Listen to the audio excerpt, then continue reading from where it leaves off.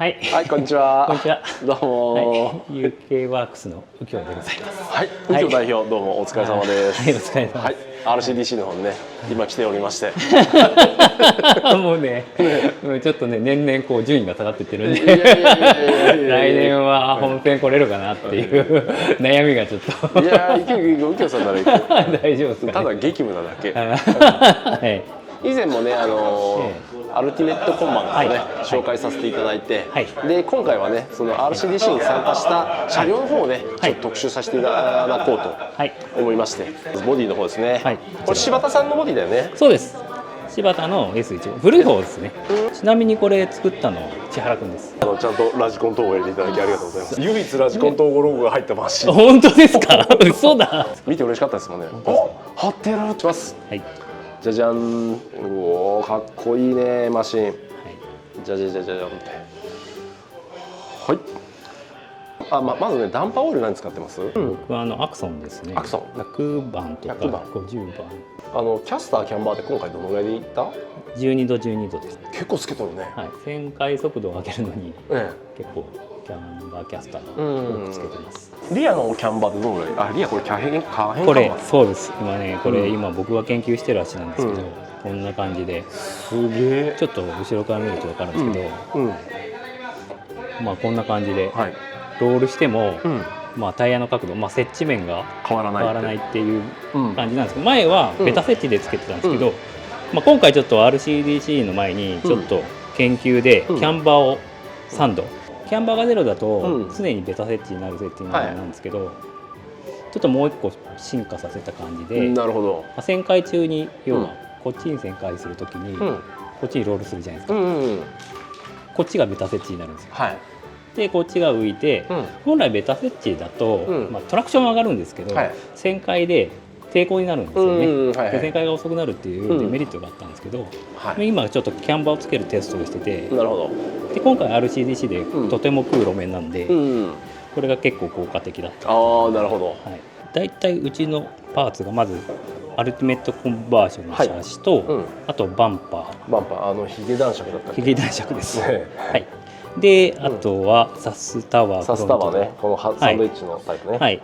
一応ハイアッパーで使えるような、今通常位置で使ってますけど、ローリングマシンとかやる人は高い位置で使ってもらうので、これ最近出したばっかのリアサスタワーです。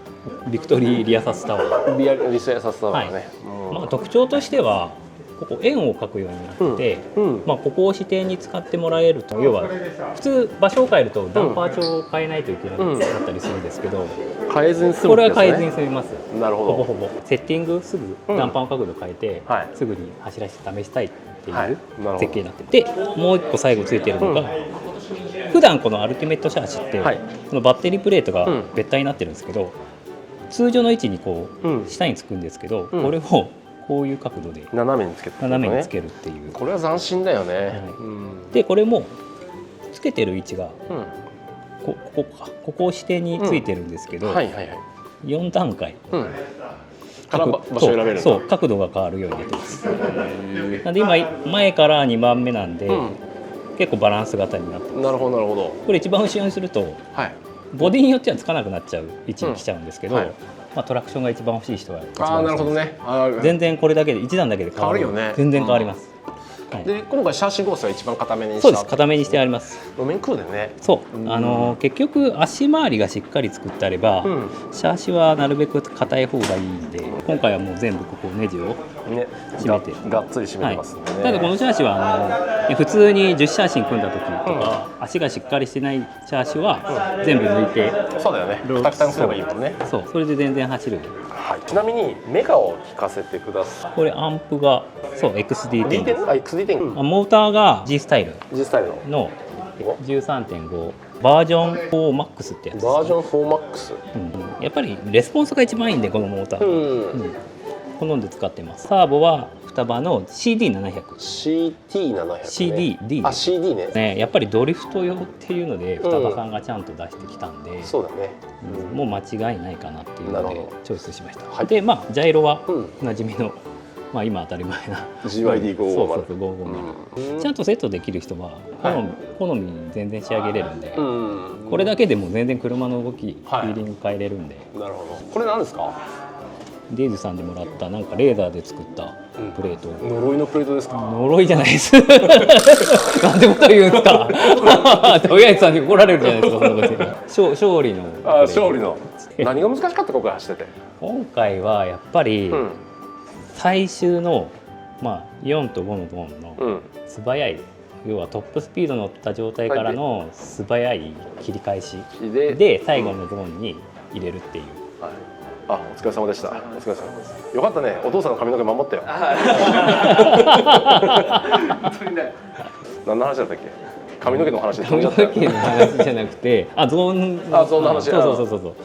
そう。あそこが一番難しくて、やっぱりその入り方とすごい速さで振り返せる、もう車がそういう動きをする車じゃないとまあ難しいっていうので、みんな結構なエキスパートの方々、まあ予選落ちてるところはやっぱりそこがうまく。なるほどね。